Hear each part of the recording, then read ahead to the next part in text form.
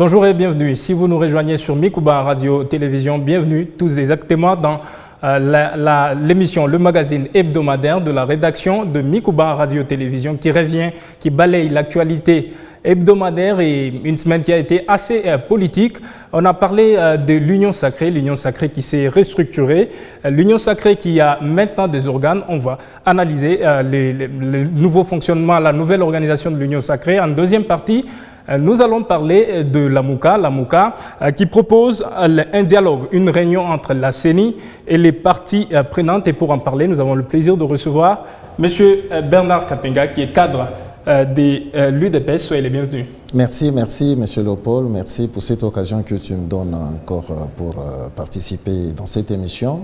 Je profite de l'occasion pour dire quand même bonjour aux téléspectateurs. Plus exactement, vous êtes, quand on parle de cadre, vous êtes... Non, moi je suis un membre du comité fédéral. Oui. Je suis titulaire au département de l'organisation et implantation. Chez nous, c'est l'équivalent du ministre de l'Intérieur. Justement, à côté de lui, M. Jotan Tchibouid, qui est analyste politique indépendant. Soyez les bienvenus, messieurs.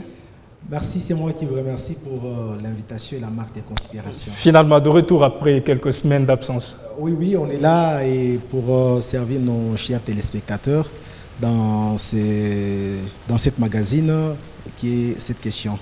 Voilà, nous aurons finalement M. Bouffon Fangana, qui est président de la Ligue de jeunes du PPRD. Soyez le bienvenu, Bouffon. Merci, monsieur le journaliste.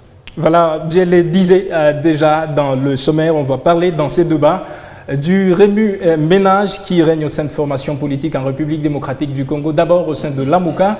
L'AMUCA qui s'est fissuré plusieurs fois. On a parlé du départ de Moïse Katumbi, du départ de Bemba, mais très récemment, on a parlé du départ de Mouzito qui est parti. L'AMUCA qui s'est donc restructuré, qui a un nouveau coordonnateur, le professeur Kalele Kabila, qui va pour 6 mois. Pendant 6 mois, il va être coordonnateur de l'AMUCA. Ce n'est pas seulement dans l'AMUCA, au sein de l'Ensemble pour la République de Moïse Katumbi. Il y a une campagne sur le terrain, une campagne contre la proposition de loi Tiani qui semble fâcher, qui fâche même les membres, les cadres de ce parti de Moïse Katumbi. Et au sujet du jour, on va parler plutôt de l'Union Sacrée qui cette semaine a essayé de faire un coup de balai dans son fonctionnement. Il y a maintenant des organes au sein de l'Union Sacrée. Il y a un présidium composé notamment de Jean-Pierre Bemba, composé de Kamere, de Bahati Lukwebo, qui est le président du Sénat, composé du président de la Chambre basse du Parlement, Mbosso Christophe, composé aussi d'Augustin Kabouya, secrétaire de l'UDPS, et de Sama Lukonde Jean-Michel, qui est Premier ministre de la République démocratique du Congo. On va passer au peigne fin cette restructuration. L'Union Sacrée qui a réuni pour cet événement plus de 300 formations politiques qui ont signé à l'unanimité cette charte qui comprend 9 chapitres et 76 articles. On va prendre le commentaire d'abord à tout seigneur, tout honneur. Monsieur Bernard Kapenga, qui est de l'Union Sacrée, quel est votre commentaire sur cette nouvelle charte, cette nouvelle réorganisation ? Moi, je pense que c'est une évolution. L'Union Sacrée était née par la volonté du chef de l'État.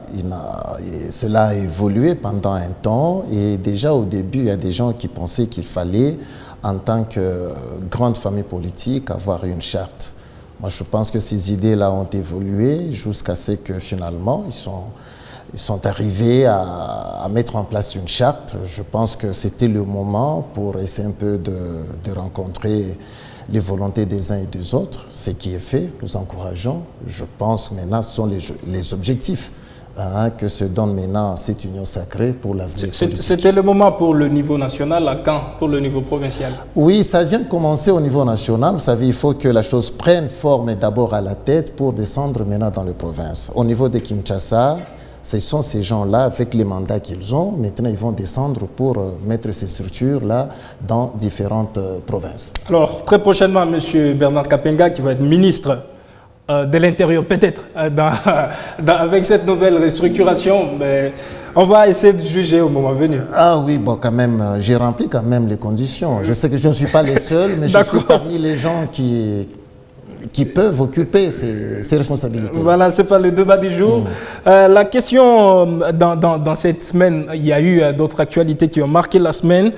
Plus exactement, on peut parler, par exemple, à M. Jotan Tchibouide, il y a le chef de l'État qui a admis que la journée du 6 avril soit une journée fériée en mémoire de deux choses. Du combat de Simon Kimbangu dans l'histoire de la République démocratique du Congo, l'histoire politico-religieuse, mais aussi de la conscience africaine. Quel est votre commentaire sur cette idée, cette façon de faire les choses du chef de l'État?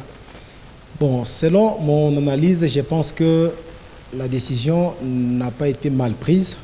Pourquoi? Parce que si vous lisez l'histoire de ces pays, Papa Lumumba, et plutôt Papa Kimbangu, comme ses adeptes aiment bien l'appeler, oui, il n'a pas été des moindres dans ce pays.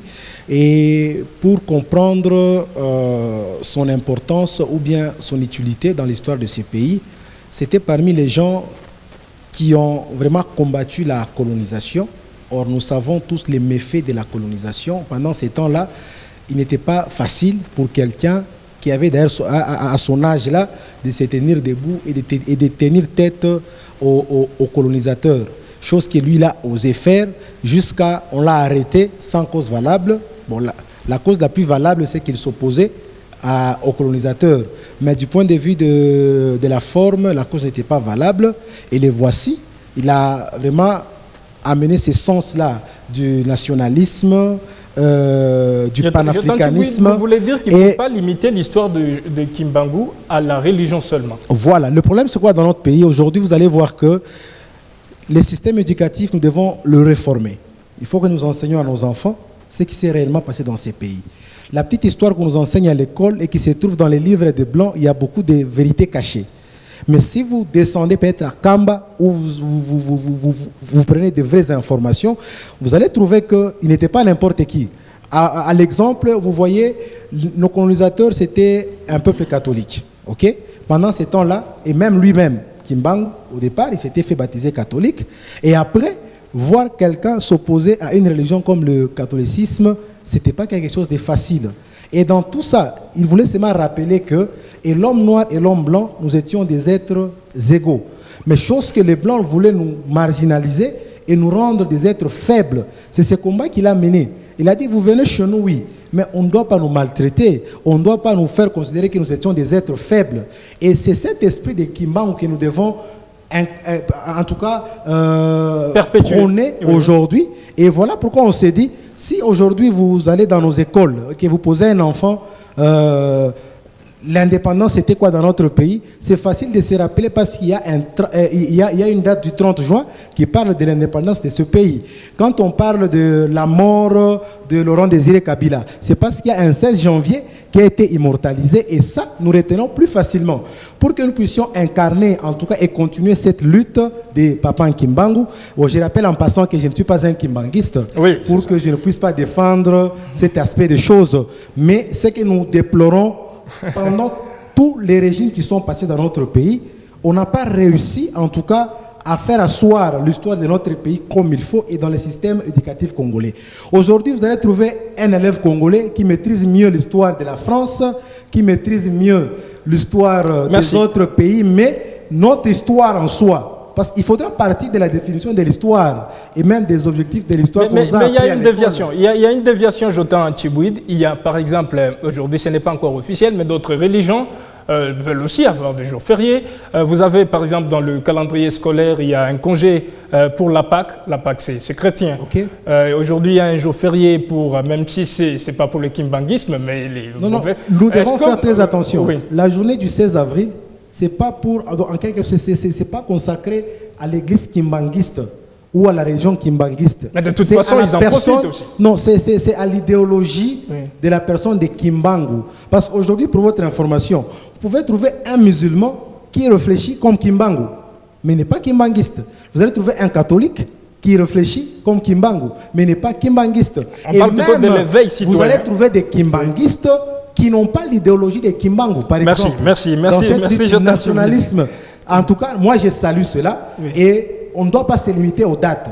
que nous pouvons y mettre l'histoire de notre pays comme il faut dans le système éducatif congolais. Bannissons l'histoire de Victor Hugo. Et merci bien, on va vous redonner la parole. On donne la parole d'où est-ce que notre pays est venu et quels sont les événements que notre pays a traversés. Voilà, on donne la parole maintenant à Bouffon Fangana qui va parler plutôt de l'actualité en province. L'actualité en province qui a été marquée cette semaine par les travaux du deuxième bâtiment du gouvernement provincial qui est en construction.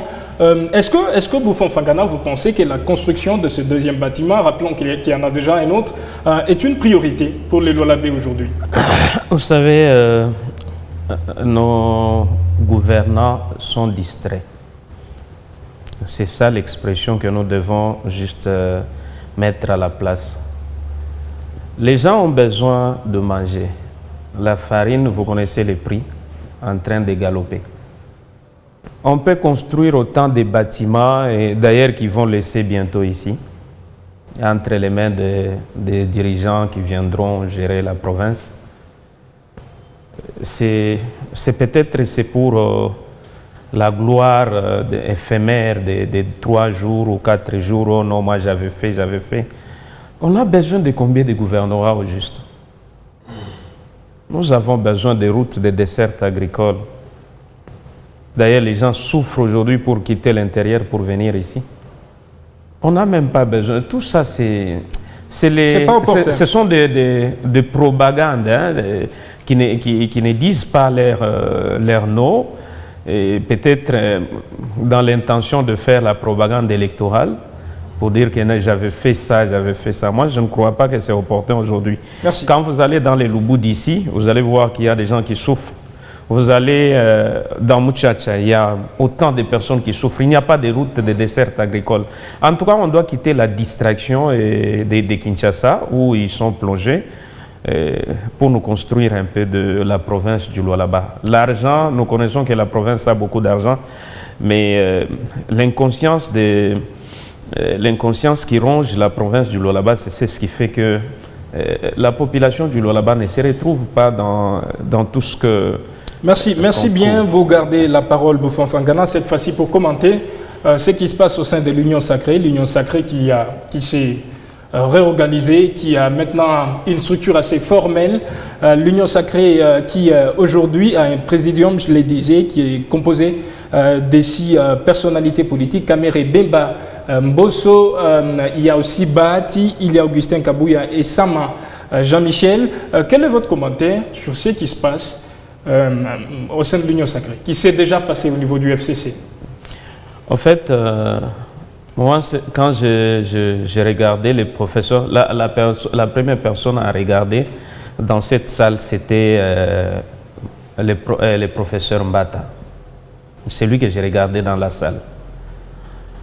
Professeur Mbata était en train de critiquer l'installation du FCC.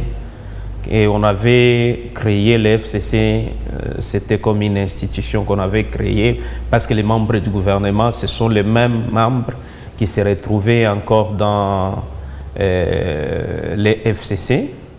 Mais aujourd'hui, je ne sais pas si son intelligence est partie où, parce qu'il était aussi du nombre dans la salle. C'est du copier-coller, ce que le FCC avait fait, et aussi viennent de faire ça. Moi, je pense que s'il y avait une intelligence assise, on ne pouvait pas faire ce que le FCC avait fait parce que pour eux, c'était la dictature qu'on pouvait installer. Mais aujourd'hui, si vous avez aussi reproduit tout ça, qu'est-ce que la population doit juger? C'est de la dictature que vous créez. Mais loin de moi, qui est assez pessimiste. Loin de moi, c'est plus de position. Loin de moi cette idée de... Quand je vois tout d'abord tous ces leaders qui sont passés au niveau de l'Union Sacrée, moi je pense que c'est une distraction pure et simple. Parce que c'est une association de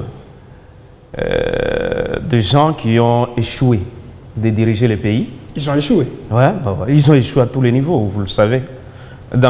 Sur quel plan vous allez me dire que ce régime a quand même... mais par exemple, les militaires de la garde républicaine vont bien se faire soigner cette fois-ci à Kinshasa. Ah, ok. Ils vont se faire bien soigner. Ils ont été dotés combien de fois des détenus? Aujourd'hui, les policiers, Ils ont un hôpital de 150 lits. Je cherche à vous dire ceci. Oui.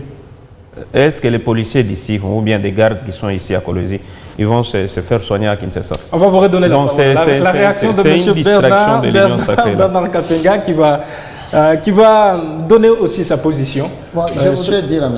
Bouffon que s'il était sérieux, s'il avait même un peu de honte, il allait se taire. Puisque ce que fait le président Félix aujourd'hui, à comparer, prenons juste le domaine militaire ou le domaine policier, ce qui est fait aujourd'hui, comparativement à ce qu'eux, ils ont laissé pendant 18 ans, c'est incomparable. Félix fait mieux. Là, nous sommes dans un autre débat. Nous parlons plutôt de l'union sacrée avec... oui, je voudrais juste recadrer sur ce point-là. Donc, moi, je pense que c'est mieux pour lui de se taire, de ne pas faire cette comparaison, puisqu'il n'est pas mieux placé pour le faire. Et puis, pour l'union sacrée, c'est tout à fait normal. Nous sommes une plateforme qui a évolué et qui a aidé à ce que le pays avance. Vous voyez déjà, avant, il y avait l'alliance FCC-Cash. Vous voyez tout ce qui s'est passé, des blocages qu'on avait. Nos amis n'étaient pas de bonne foi. Mais l'arrivée de l'Union sacrée est venue en quelque sorte libérer le pays pour que le président pose certains gestes. Monsieur Bernard Kapenga, il y a une donne qui est assez importante dans tout ça. C'est que l'Union sacrée ne va pas être une plateforme électorale seulement, ça va être une plateforme politique. Donc ça va au-delà des élections qui vont être organisées en 2020. C'est une évolution qui est en train de se consolider. Petit à petit, nous allons comprendre tout le contour de cette plateforme. C'est des Congolais qui ont un élan patriotique, qui décident de se mettre ensemble et de réfléchir ensemble pour qu'on ait une même vision, une même direction pour l'intérêt du pays. Toujours optimiste, on va donner la parole à l'analyste indépendant qui va essayer d'équilibrer les positions de M. Bouffon et de M. Bernard qui sont tout doucement, mais à couteau tiré. Monsieur Jotan Tchibouid, quel est votre commentaire sur le nouveau format de l'Union sacrée? On sait qu'ils ont 6 personnalités, il en va aussi de la géopolitique. Il y a Bemba qui représente l'Équateur, il y a Kaméré et Bahati qui représente les Sud Kivu, il y a Kabouya qui représente le Kasaï, où le chef de l'État, c'est son bastion naturel, il y a Mbosso qui représente le Bandundu, il y a aussi Jean-Michel Sama qui représente le Katanga. Est-ce que géopolitiquement c'est quelque chose de réussi? Oui, bon, politiquement parlant, on ne peut pas refuser à un groupe politique de réfléchir ou de mettre ses idées sur place. Et même comme on nous a raconté depuis longtemps que l'objectif d'un parti politique ou bien d'un mouvement politique, c'est de conserver les pouvoirs les plus longtemps possible. Chose qu'on a vue avec le régime de Mobutu. Personne ne pouvait lui interdire de faire 32 ans. Kabila père a fait ce qu'il a fait, il est mort. Il y a Joseph Kabila qui a fait 18 ans et qui veut d'ailleurs revenir au pouvoir et personne ne lui interdit. Et ce que l'Union sacrée est en train de faire aujourd'hui, c'est dans ce même ordre d'idées. Mais là où nous devons faire très attention, c'est où? C'est que, et même nous devons tirer quelques exemples du FCC, comment il a essayé d'avoir quelques départs et tous ces désordres qui existent actuellement. Et que l'Union sacrée doit éviter, c'est quoi? Actuellement, nous devons avoir ce qu'on appelle l'éducation politique. Ok? L'éducation politique. L'éducation politique, c'est-à-dire quand on vient en politique, on vient faire quoi? Et qu'est-ce qu'on peut apporter? Aujourd'hui, vous allez trouver qu'il y a beaucoup de gens qui sont en politique parce qu'on va leur donner un poste. Pour le ventre. Pour les postes d'abord. Oui. Et après, vous allez voir que tout ce qu'ils font ou tout ce qu'ils savent faire, c'est de parler de Félix. Ce n'est pas parce qu'ils aiment M. Félix, c'est parce qu'ils veulent que leur poste puisse rester. C'est eux qui disent béton. C'est là qu'il faut faire très attention. Oui. Voilà pourquoi vous allez voir, moi j'aimerais que nos acteurs politiques puissent apprendre à aider ou à accompagner la vision de leurs leaders, même sans avoir des postes dans les entreprises publiques, sans avoir des postes dans la fonction publique. Est-ce que ça aujourd'hui, par exemple, pour le Congolais? C'est ce que j'ai dit, nous devons avoir l'éducation politique. Il faudra enseigner même à nos militants que nous allons, à notre parti politique, le plus important que nous avons tous, ou les dénominateurs communs, c'est le cerveau que Dieu nous a donné, qu'on peut faire fonctionner étant dans la fonction publique ou occupant un poste X ou Y. Pourquoi? Parce que vous allez voir que tous les gens qu'on a placés dans les présidiums, ils occupent une poste quelconque. Oui. C'est ça, en tout cas, c'est ce que nous sommes en train de vivre. Bemba, vice-premier ministre. Entre guillemets, si demain ou après-demain, imaginez un peu, on renverse la présidence de l'Assemblée nationale. Est-ce que vous voyez M. Mbosso continuer à faire quoi? À soutenir M. Félix? Point d'interrogation. Oui. Aujourd'hui, si on peut faire partir M. Sama Lukonde, vous pensez qu'il est capable de continuer à servir M. Félix? Point d'interrogation. C'est là que nous devons faire très attention. C'est bien d'être ensemble et même, c'est ce que nous prenons, de vivre ensemble, mettre nos idées ensemble pour que nous puissions faire marcher la machine qui est notre République. Le plus important, c'est quoi dans tout ça? C'est que les peuples ne puissent pas se faire écarter de toutes les décisions qui sont prises. C'est là qu'on doit faire très très attention. Et c'est là que nous sonnons la sonnette d'alarme. On n'interdit pas à l'Union sacrée d'avoir toute l'organisation qu'ils ont. Oui. Mais ce qu'on ne veut pas, c'est le fait qu'il y a certains gens qui sont en train de protéger leur poste, qu'ils soient capables ou pas de résoudre le problème des Congolais, mais ils sont là. Je t'entends, quels sont les points forts par exemple de l'Union sacrée, telle que restructurée? Voilà, en tout cas, le point fort, c'est accepter d'abord. Nous avons vu certains leaders accepter d'être derrière, je dis bien être derrière M. Félix Antoine Tshilombo Tshisekedi. Chose qui n'existait pas un peu beaucoup trop dans notre pays. Parce que les gens qui ont composé le FCC, vous allez voir que nous n'avions que grand leader Joseph Kabila Kabange, par exemple. Vous prenez par exemple Vital, il a des ambitions présidentielles. Vous prenez c'est ce que j'ai dit. Des ambitions présidentielles. Oui. Cet aspect de le voir M. Mbemba, M. Kamere, de s'aligner derrière M. Félix Tshisekedi, c'est quelque chose à encourager. C'est quelque chose à encourager. Bien qu'il y a des gens qui pensent que c'est parce qu'ils ont été récompensés XY par un poste XY, mais c'est déjà quelque chose de vraiment positif. Pourquoi? Parce que si nous prenons toutes ces têtes et nous les mettons ensemble, je dis bien, s'ils travaillent vraiment pour l'intérêt du pays, je vous assure que nous pouvons vivre certains changements sans pour autant être pessimiste ou penchant de ce côté ou de l'autre côté. Merci. C'est quelque chose à encourager. Merci Bouffon Fagana. Je ne sais pas si c'est la question qu'il faut vous poser exactement. Quels sont les points forts de cette union sacrée? Il n'y a pas les points forts. Je ne sais pas. Les points forts viendront d'où? Quand nous connaissons tout d'abord la configuration de l'union sacrée. Vous suivez, même quand M. Bernard était en train de parler ici, vous sentez qu'en lui, il y a une dose de la dictature. Non, il doit se taire. C'est ça. Donc, une dictature de Mobutu qui est toujours dans les sangs, qu'il faut chasser le plus tôt possible parce qu'il gère très mal. Pour eux, ils n'acceptent jamais de reproches. Quand on leur dit que vous gérez très mal, il faut qu'on les acclame comme à l'époque de Mobutu, Melayaya, Bozaboué Naboué. Donc la parole de l'opposition n'a pas de place chez eux. Aujourd'hui, on compte combien de promesses Oh non, au-delà de 1000 promesses non tenues, non réalisées. Qu'est-ce que je peux dire? L'union sacrée, c'est ce qui est vrai. Quand vous voyez cette nouvelle configuration de l'arrivée de Mbemba, il y a... Avec quelqu'un comme Bosso. Kamere, Bosso représente. Bosso va rivaliser avec. Avec qui? Avec Fayoulou dans le Bandundu. Non, ne comparez pas Fayoulou avec Bosso. Bosso ne représente rien. Il pèse par rapport. Aujourd'hui, si vous voyez Bosso, c'est seulement lorsqu'il s'est retrouvé au niveau de l'Assemblée qu'on parle de Bosso. Qui connaissait Bosso? Lorsqu'il s'est retrouvé au niveau de l'Assemblée, qu'on l'a mis qu'il est président de l'Assemblée nationale, c'est là qu'on sentait que Mbosso est devenu quelqu'un de Bandundu qu'on reconnaît. On le reconnaissait où? On parlait au niveau de Bandundu, on voit Obé Minaku. Au niveau de Bandundu, on voit Fayou. Oui, on voit des leaders. Le type de Mbosso représente quoi dans les Bandundu? Si nous voyons par exemple Mbemba qu'on a pris de l'autre côté, moi je pense que la personne idéale qu'il fallait même prendre dans les comptes de l'Équateur, c'est Guy Luando.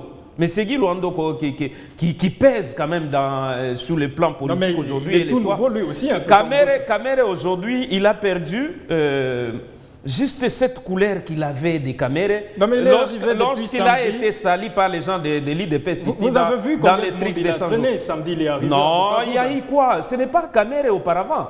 Kamere, quand il est arrivé à Bukavu, vous sentez que Bukavu bouge. Aujourd'hui, Kamere, malgré il va être beaucoup de moyens... de Bahati qui est de la même région.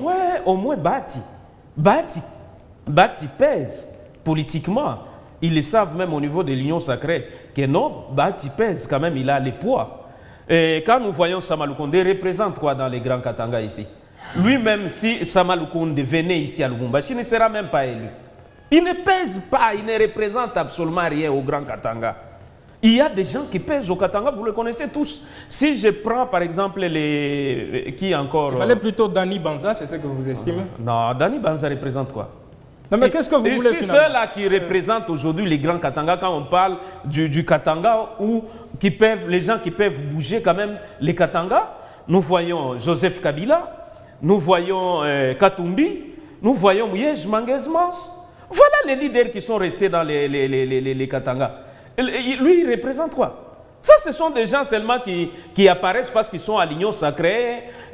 Quand on les côtoie avec un peu d'argent qu'ils sont en train de piller dans les mines au Katanga ici, c'est là que vous sentez que non, il y a des leaders, on va vous redonner la parole. Il ne représente absolument rien. Bernard Kapenga, plus de 300 formations politiques ont signé à l'unanimité, ça il faut souligner. Tous les partis qui ont pris part à ce conclave ont signé à l'unanimité cette charte de l'Union sacrée. Est-ce s'il y a quelque chose à encenser, à louer ici, c'est le sens fédérateur de Félix Tshisekedi? Bon, il faut aller dans l'histoire politique du Congo, les agissements des uns et des autres. D'abord, 300 politiques, c'est un chiffre que vous donnez. Mais en réalité, quels sont ces partis qui ont vraiment de l'impact sur le terrain? C'est là que ça joue. C'est pourquoi on n'a pas tout le monde. Il y a une présidence de 300 présidents de partis politiques, il n'y a que 6. C'est cette réalité-là.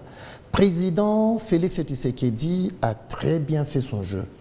Très bien fait son jeu avec cette union sacrée et ça fait très mal aux opposants. Et il faut, ici sur le plateau, vous pouvez facilement le comprendre.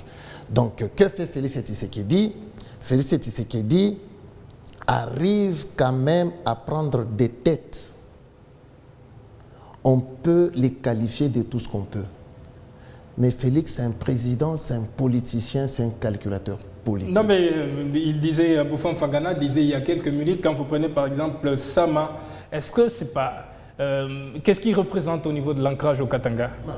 Il n'appartient pas à Bouffon, tel que je le connais ici, qui se déplace d'ailleurs difficilement pour aller à Lubumbashi ou suivre toutes les activités de Sama Lukonde pour aujourd'hui. Il se base sur quelles données? Quel sondage a-t-il fait pour dire que Sama ne pèse pas? J'ai vu ces dernières...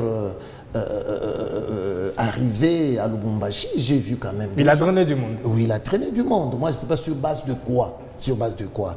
Et s'il pense que le Katanga est tenu par Kabila seul, Moïse Katumbi ou l'ex-gouverneur Mouyej, là, il se trompe.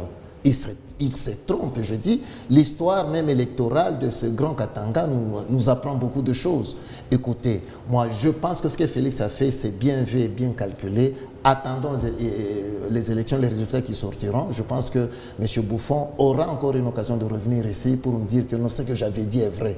Mais j'aimerais, si ce n'est pas ce qu'il dit ici, que ce jour-là qu'il demande à la population de la baisse de ce mensonge qu'il est en train de détailler ici. Non, mais il y a une autre question au niveau de la géopolitique, Bernard Kapenga. Quand vous avez quelqu'un comme Augustin Kabouya, il a quel ancrage dans la région du Kasaï? Est-ce que c'est pas, à ce niveau, le casting n'a pas été fauché? Non, pas du tout.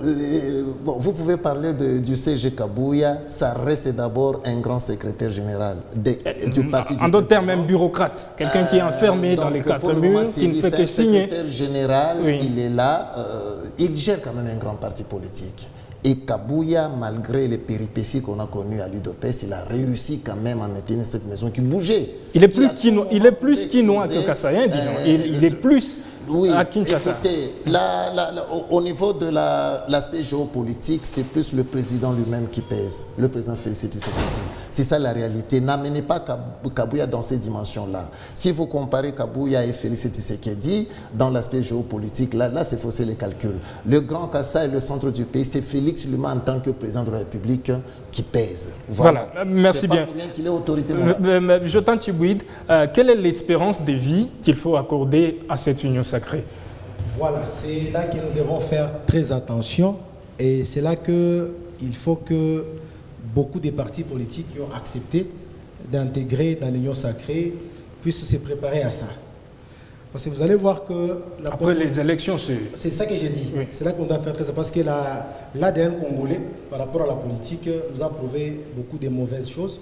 On a de très mauvais souvenirs dans ce pays. Pourquoi? Parce que vous allez voir que même la manière dont les gens de l'Union sacrée ont signé et promis loyauté à Félix Tshisekedi, c'est 10 fois moins que ce qu'on a vu au FCC. Et après, tout le monde a vu ce qui s'est passé au FCC, sans se voiler. Et vous allez voir que beaucoup de gens voudront qu'en 2023, il faudra que ceux-là qui sont là, par exemple, aujourd'hui, veulent qu'on puisse les reconduire, qu'ils soient performants, qu'ils aient donné un bon ou mauvais résultat, ils veulent seulement être là. Mais il y a ceux-là qui sont à côté, en train de travailler, qui veulent aussi remplacer les autres parce qu'ils se disent non, nous avons aussi quelque chose à donner. Or, si nous faisons des calculs ou si nous présentons l'organigramme de la République, commençant par la présidence jusqu'au chef de quartier, vous allez voir que ça n'ira même pas au-delà de 1000. Or, si vous prenez ces 300 partis politiques avec les adeptes, les cadres des différents partis politiques, c'est au-delà de 1000 par exemple. Donc tous les insatisfaits, nous les invitons vraiment à se retenir et à faire confiance à la signature qu'ils ont apposée. Ils ont accepté pour nous prouver cette fois-ci vraiment que dans notre pays, on peut faire la politique autrement. Et qu'on ne suit pas une vision pour un poste, oui. On suit une vision parce qu'on est prêt à les accompagner. Il y a par exemple des gens, en parlant géopolitique, okay. Parmi dans les présidiums, la Grande Orientale, où se trouve Kisangani, n'est pas représentée. Vous avez par exemple la province du Bas-Congo, où il n'y a personne dans le présidium. Okay. On sait que la géopolitique en RDC, c'est quelque chose de très important. Oui. On parlait, les deux analystes, les deux co-débatteurs qui vous accompagnent dans ce débat n'étaient pas d'accord du point de vue ancrage de Jean-Michel Sama-Lukonde. Est-ce qu'au niveau des géopolitiques, il y a eu... quelques imperfections dans le choix? Si vous analysez très bien, au-delà de M. Augustin Kabouya, qui ne fait pas partie du gouvernement ou même de la gestion de la République, vous allez voir qu'il y a M. Sama-Lukonde qui est Premier ministre. Il représente quoi au Qatar? Il y a ces deux vice-premiers ministres qui sont dans les présidiums. Okay? Il y a les deux présidents de nos institutions, il y a l'Assemblée nationale et le Sénat qui font partie de ces présidiums. C'est-à-dire que vous voyez quelqu'un comme Sama-Lukonde, pour l'instant, il est l'unique Katangais qui est vraiment à la gestion du pays. Il ne fallait pas prendre quelqu'un de moins que lui par rapport à la hiérarchie. Ça sera, moi je peux dire, un manque de respect aussi longtemps qu'il fait partie de l'Union sacrée. Si vous prenez quelqu'un comme M. Mbosso, qu'il pèse ou pas, si vous voyez bien dans tout le... Donc, prenons l'Ouest carrément, pour ne pas considérer seulement les Bandundu. Oui. Prenons l'Ouest, c'est lui qui est le plus titré. Donc, en dehors de lui, il fallait qu'on puisse prendre qui, par exemple? Vous allez voir que, pour l'instant, dans notre pays, premièrement, la politique ne se joue pas tel que nous l'imaginons, avec beaucoup d'intellectuels et tout ça. Parce que déjà, dans notre pays, le taux d'alphabétisation est tellement faible et tout se joue sur ces gens-là qui n'ont même pas, qui n'ont même pas Facebook, qui ne sont même pas sur les réseaux sociaux. On peut bien beau parler français ici, je vous dis. Vous allez voir que les gens qui sont à l'intérieur du pays, beaucoup ne savent même pas pourquoi est-ce qu'ils votent. Ils peuvent pleurer comme ils veulent. Mais aujourd'hui, si quelqu'un arrive en veste, il leur parle un peu en bon français, il leur donne quelque chose et il lui accorde le vote directement. Et c'est ça qui va continuer à se passer. Et c'est là que j'ai parlé de l'éducation politique. Nous devons y revenir et en tout cas insister. Et là, comme M. Bernard est devant moi, s'il peut inculquer cet additif dans leur parti politique, je trouve que ce sera très important. Et éduquer vos militants, éduquer même le cadre Il y a des gens qui sont là, cadres parce qu'il a passé beaucoup de temps dans le parti, mais qui manquent cette éducation politique qui est en train, bien sûr, d'induire notre pays en erreur. Parce que lorsqu'on est éduqué politiquement, il y a certains actes qu'on ne peut pas poser, il y a certaines choses qu'on ne peut pas faire, on ne peut pas commencer à aller à gauche, à droite et à faire des vagabondages politiques comme on veut. À l'Union Sacrée, l'Union Sacrée va-t-elle disparaître? Après, on sait qu'aujourd'hui, c'est quand même difficile de nous projeter dans le futur, mais en partant de ce que le FCC nous a laissé comme expérience, le FCC dans lequel vous êtes jusqu'à aujourd'hui membre, quelle est cette espérance de vie qu'on peut donner à l'Union Sacrée dans son format actuel? Il faut que cette génération ici disparaisse des aînés qui ont travaillé avec Mobutu pour espérer quelque chose de bon. Depuis Mobutu. Oui, depuis Mobutu. Vous savez, nous avons des acteurs politiques vraiment versatiles. Si Tshisekedi perd les élections en 2023, il y a la disparition de l'IDPS et la disparition de l'Union Sacrée. Ça, un jour, nous allons revenir ici. Vous allez voir ces mêmes vieux-là qui rôdent autour de Willy Bakonga, ils vont fuir si Tshisekedi perdait les élections. Vous allez voir, ils vont se plonger encore dans les déclarations. Nous voulons toujours accompagner les chefs de l'État. Connaissant le monsieur qui est passé, je connais son parcours. Ils passeront avec de bonnes paroles à la télé pour tromper. Est-ce que vous croyez que les gens qui entourent Félix... le sénateur a vu, il avait dit, quand ils ont terminé, quand il y a eu passation, autant de questions de sortie médiatique, il a dit, j'ai manqué 15 bonnes personnes autour de moi. Si président Félix avait compris ces messages, il allait bien travailler. Non, mais il a déjà 6 bonnes personnes dans le présidium de l'Union Sacrée. Il a quel bilan s'il a trouvé de bonnes personnes? Il a quel bilan aujourd'hui, Félix, qu'il va présenter devant le peuple congolais? Parce qu'il a trouvé de bonnes personnes. Combien de détournements qu'il y a eu? Quand vous parlez des caméras aujourd'hui, quand on parle des procès 100 jours, là, des 100 jours, des 450 millions de dollars dilapidés aujourd'hui, qu'on ne connaît même pas, cet argent était parti où? Et jusque-là, on a condamné, il est sorti, et on l'a amené à la prison, il est sorti. Aujourd'hui, les mêmes frappeurs nommé encore... Il a été acquitté, c'est l'étape que vous occultez volontairement. Il a été acquitté et... S'il a été acquitté, notre argent, est-ce qu'on a retracé ça? L'argent se retrouve où? On a fait avec quoi cet argent qui était sorti dans les trésors publics? Merci beaucoup, Fangana. C'est un groupe de frappeurs. Là, moi je peux dire, c'est comme une maladie de sida. C'est l'Union Sacrée là. Vous comparez l'Union Sacrée au sida? Oui, pour guérir, c'est difficile parce que tous ces gens qui sont partis là-bas, ils sont partis juste pour leurs propres intérêts, l'argent, s'amasser l'argent pour les élections en 2023. Ils ne sont pas autour de Félix par amour du pays, parce qu'ils aiment le pays. Non, je ne crois pas. Je peux accepter quand même les gens tels que Kabouya, parce qu'il est des l'IDPS, ce sont des gens qui ont souffert à l'opposition. Mais tous ces gens qui l'entourent là, qui ont détruit ce pays pendant autant d'années, revenir, qui deviennent saints aujourd'hui en dernière minute. Moi, je ne crois pas. Merci. Il va revoir, qu'il renforce peut-être son parti politique, parce que c'est ce qu'on criait à l'époque aussi avec les PPRD, qu'il renforce seulement son parti politique avec ses adeptes de quoi? De l'IDPS. En vous recrutant aussi peut-être. En recrutant, ok. Ah voilà, on n'en a pas. Voilà, aller à l'IDPS. Monsieur Bernard, qui va conclure, Monsieur Bernard, quelle est l'espérance de vie que vous donnez à cette union sacrée? Bon, je n'ai pas un nombre d'années précis à donner, puisque moi, je vais parler de la réalité politique. On sait que les élections, c'est un grand tournant à RDC. Donc, toute plateforme qui naît, qui regroupe autant de partis, tout est question d'intérêt. Donc, on va là où il y a un intérêt. Et dans le contexte congolais, là où il n'y a pas d'intérêt, il n'y aura pas de vie. Et le jour où l'Union Sacrée n'aura pas d'intérêt, c'est le jour où l'Union Sacrée disparaîtra. Aussi longtemps qu'il y aura toujours d'intérêt, l'Union Sacrée existera. Voilà ce que je peux dire pour cette petite question-là. Voilà, nous allons passer au deuxième thème de ces débats. On va parler des élections, on va parler du début du processus électoral en République démocratique du Congo. Il y a Lamuka. Lamuka, cette plateforme politique qui propose que la CENI puisse se mettre autour d'une table avec toutes les parties prenantes pour prendre langue de façon assez courageuse sur ce qu'il y a à rectifier. On va analyser cette position de Lamuka qu'il faut aussi prendre en compte dans le débat. Quelle a été, M. Bouffon-Fangana, s'il faut commencer par vous, quelle a été sur 10 la note que vous accordez au début du processus électoral en RDC, 9 sur 10? Moi, je peux donner 0,2. 0,2 sur 10. Oui. Pourquoi je donne ces pourcentages?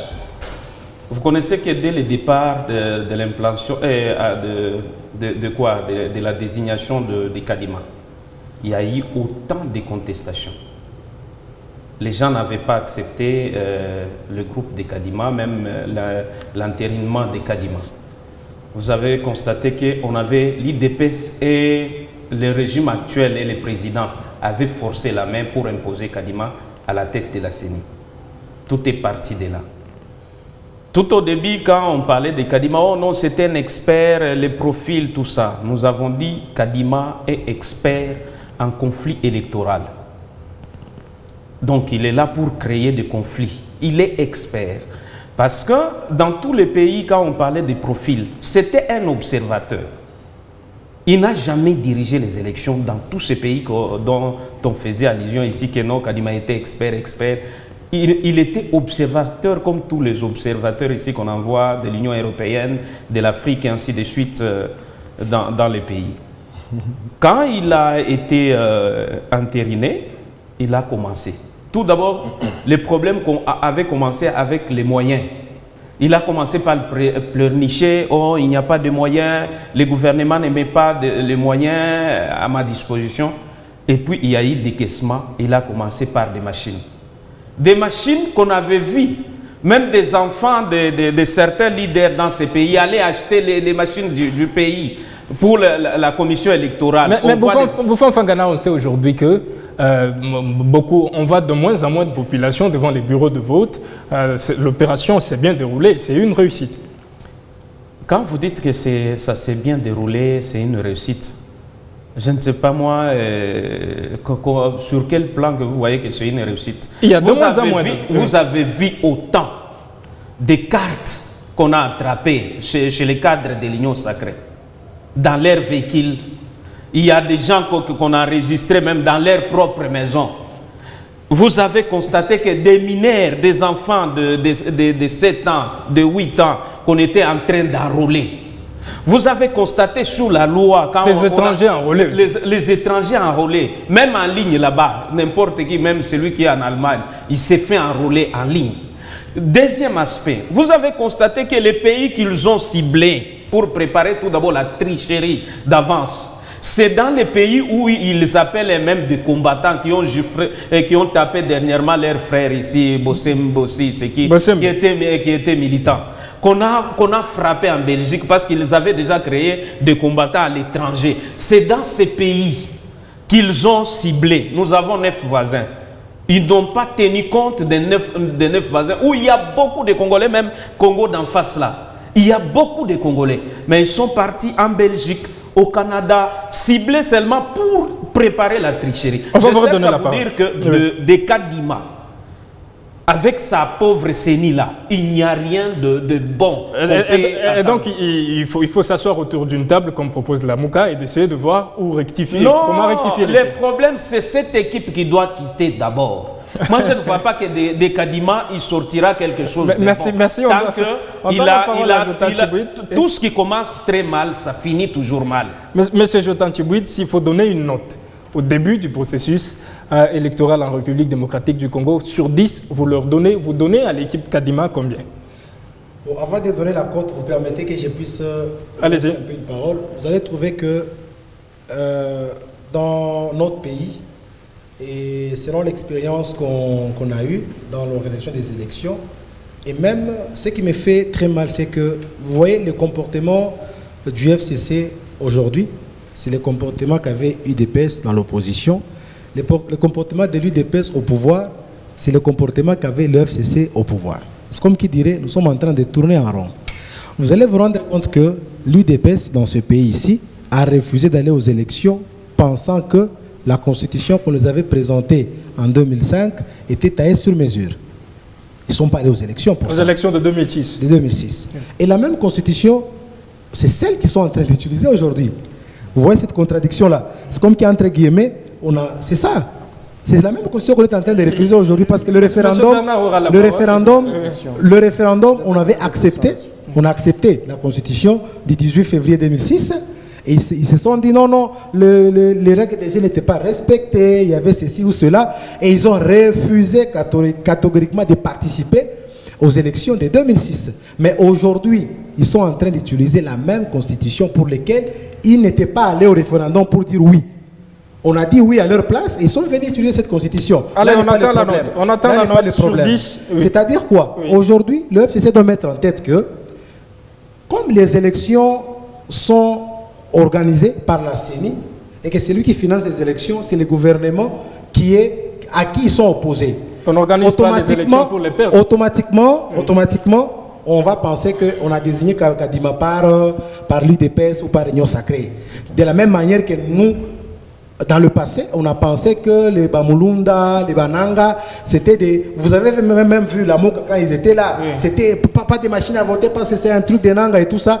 Et au final, c'est comme ça que nous sommes en train de retarder notre pays. Vous voyez un peu? Parce que ce qui est bien aujourd'hui, la proposition de la Moka n'est pas mauvaise.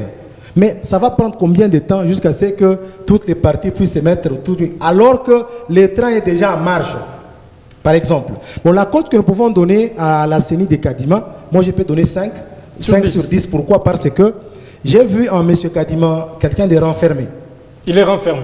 Pourquoi? Parce que vous allez voir qu'il y a des présidents de la CENI qui sont vivants, qui lui refusent de consulter au nom de son expertise qu'on a chanté, qu'on a fait tout ça. Or, c'est une grosse erreur. C'est vraiment une grosse erreur. Il doit appeler Nanga et Mulunda. C'est déjà un truc lui n'a rien à inventer. Peut-être perfectionné, oui, mais il n'a rien à inventer. Sinon, on va perdre en argent, on va perdre en temps et en beaucoup de choses. Ce qu'il devait faire, c'est être humble. Ce n'est pas la petite guerre qu'ils ont engagée avec Nanga, tout ça. Ça fait passer les pays, ça fait rater les pays des bonnes occasions qu'on pouvait vivre. Ils pouvaient consulter M. Nanga et analyser quelles ont été les faiblesses de M. Nanga, de M. Mulunda qui est aussi vivant, le consulter, voir qu'est-ce qu'ils ont fait. Je vous dis, on pouvait avoir de très bonnes élections plus que le reste, mais la grosse erreur de M. Kadima, c'est de se renfermer sur son expertise. Et voilà, je lui donne une cote de 5 sur 10. Voilà, M. Bernard Kapenga, on sait que chez vous, ça va être une distinction, quoi qu'il en soit. Non, pas du tout. Nous sommes réalistes. Nous voyons certaines faiblesses que nous dénonçons. Même ce n'est pas pour la première fois que je vais le faire. Je dis, s'il faut aller directement à la cote, moi je donne 6 sur 10. 6 seulement? Seulement. Je le dis sincèrement. La main sur le cœur. Il y a des choses qui n'ont pas été bien faites. En tout cas, en commençant par la désignation comme... Non, la désignation, non. Mais M. Bouffon, moi, je comprends bien, c'est un nostalgique jaloux. Hein, il est jaloux de quoi? Oui, c'est ça. C'est un nostalgique très jaloux. C'est jaloux. Donc, sur ce qui est de la désignation de M. Kadima, ça n'a rien à faire avec l'UDPS. C'est une histoire de confession religieuse et Bouffon corrompu. Et l'UDPS et n'importe quelle autre structure qui n'est pas confession religieuse n'a pas de jugement à faire dans ça. C'est la loi a été appliquée. Il ne faut pas venir débiter des mensonges ici. Ce n'est pas sincère, ce n'est pas bien pour le peu de gens de PPRD qui vous restent encore dans ce parti-là. Nanga, M. Kadima n'a jamais été choisi par le parti, l'UDPS. Il ne faut pas mentir. Mais il doit prendre langue avec Nanga et Mulunda. Ça dépend de lui, nous n'avons pas de leçons à lui donner. Vous savez que la CENI, c'est une institution indépendante. Moi, je pense que s'il y a des reproches à faire à Kadima, il faut le faire, c'est à lui de le prendre ou à laisser. Il joue quand même sa crédibilité. Et nous, en tant que parti politique, nous voulons qu'il agisse selon les règles pour que nous allions aux élections comme on veut aller aux élections. Dernière question. Lamouka propose qu'on puisse parler, ce qui va nous prendre du temps, mais Lamouka dit aussi en cas de glissement sur le calendrier électoral, c'est quelqu'un d'autre qui va diriger la RDC. D'abord, je voudrais corriger quelque chose que j'ai oublié, c'est à mon co-débatteur, M. Tchibouit, quand il dit, par exemple, nous utilisons la même constitution que nous avions rejetée. Oui, en 2006, nous, UDPS, nous n'avions pas voté pour cette constitution. Du moment où elle a été votée et promulguée, l'UDPS n'est plus exempté. C'est cette constitution qui nous gère tous. C'est pourquoi nous, une fois qu'elle a été votée, nous l'avons prise, acceptée et nous devons la défendre. C'est comme ça qu'on gère un pays. Fayoulou Lamouka qui demande des concertations. Bon, ils sont libres, hein, sont des acteurs politiques qui peuvent faire leur lecture, qui pensent qu'il faut qu'il y ait un dialogue. C'est bien beau, c'est comme ça que la démocratie respire. Oui, mais en fin de compte, c'est le président qui va décider de la nécessité de faire un dialogue. Donc vous voulez dire que c'est un membre de l'UDPS qui va décider. Il n'appartient pas à Lamouka. Nous avions demandé d'abord ce dialogue avec le pouvoir passé. Donc vous savez, donc on nous a traîné jusqu'à ce que les élections ont eu lieu. Nous avions accepté. Donc il faut savoir s'assumer. Il vient de le dire, l'UDPS, en refusant d'aller aux élections, c'était donc assumé. Moi, je pense que pour nos amis qui ne sont pas d'accord avec ces processus, alors que tout est en train d'être fait dans le sens tout le monde doit s'assumer. Merci. Merci Bernard Kapenga. Bouffon Fangana, on demande qu'il y ait un moment de change entre la CENI et les parties prenantes, mais on tire la sonnette d'alarme. On dit s'il y a glissement sur le calendrier, c'est quelqu'un d'autre qui va prendre la place de Tshisekedi pour diriger la transition. Ce que nous devons comprendre, on ne gère pas pays par... avec quelle expression que je peux utiliser, par force dans une démocratie. Par défi. Par défi, tu ne peux pas aujourd'hui diriger les pays comme Congo. Par défi avec la dictature, ça ne passera jamais. Vous connaissez l'histoire de notre pays. Pour en arriver là, il y a eu des problèmes. Vous connaissez comment Mobutu a pris les pouvoirs. Vous connaissez comment Laurent Désiré Kabila a pris les pouvoirs. Et après cette étape, nous sommes rentrés maintenant dans des... quand Joseph Kabila est entré au pouvoir, vous connaissez que le pays était déchiré. C'est par la diplomatie, c'est par les dialogues qu'on a composé cette unité de la RDC pour qu'un jour qu'il y ait alternance, quelqu'un de l'opposition puisse gérer. Si par exemple les pouvoirs en place cherchent à forcer la main pour dire que non, avec la dictature, avec arrogance, avec tétutesse pour gérer ce pays, que non, tout est comme élection vaille que vaille. Nous disons merci, nous attendons voir, parce que le pays n'appartient pas seulement... Vous acceptez la défaite. Nous disons ceci, nous attendons voir comment ils peuvent forcer la main pour prendre ces pouvoirs du peuple par force pour les gérer dans ce pays. On verra, nous attendons dans peu de temps. Mais moi, je pense qu'il faut mettre tout le monde d'accord pour aller aux élections. Parce que la période des élections, il y a toujours eu des tensions dans ces pays. Pour gérer ces tensions, il faut toujours dialoguer avec les opposants. Voilà, je t'en tibouille dans une minute. Il faut toujours dialoguer ce que dit Bouffon Fangana. Lamouka qui tire quand même la sonnette d'alarme pour dire si on glisse sur le calendrier électoral, c'est quelqu'un d'autre qui prend le pouvoir. En tout cas, c'est ce que je vous dis. C'est le même langage que l'UDPS a eu, c'est le même langage que les opposants ont eu dans ces pays. Mais la réalité est tout autre. Ce que moi je veux dire, c'est que les politiciens doivent cesser de prendre les pays en otage. Ces pays, c'est pour tous les Congolais. Ce n'est pas pour un camp politique ou pour un autre camp politique. C'est ce qui éteint notre pays. On ne peut pas commencer à tourner, on fait du copier-coller, c'est ce qu'on a vu dans le passé, et le pays n'avance pas. Nous devons en tout cas nous calmer, ce qui est vrai et évident. De la même manière que l'UDPS n'avait jamais accepté aucune action du président Kabila, c'est de la même manière que les gens de l'UDPS doivent comprendre que tout ce qu'ils sont en train de faire ne sera jamais bien pris par les gens de l'opposition. Merci. Et dans tout ça, la finalité, c'est quoi? C'est que nous devons promouvoir la cohésion nationale, devons promouvoir l'amour de la patrie. Et l'éducation politique. Promouvoir en tout cas l'éducation politique. Merci bien, merci chers invités d'être passés. Merci Bernard Kapenga, cadre de l'UDPS. Merci Jotan Tibouid, analyste politique indépendant. Merci aussi à Bouffon Fangana, qui est président de la Ligue des jeunes du PPRD au niveau du Lualaba. Merci d'être passé. Chers auditeurs, merci de rester fidèles au programme de votre chaîne.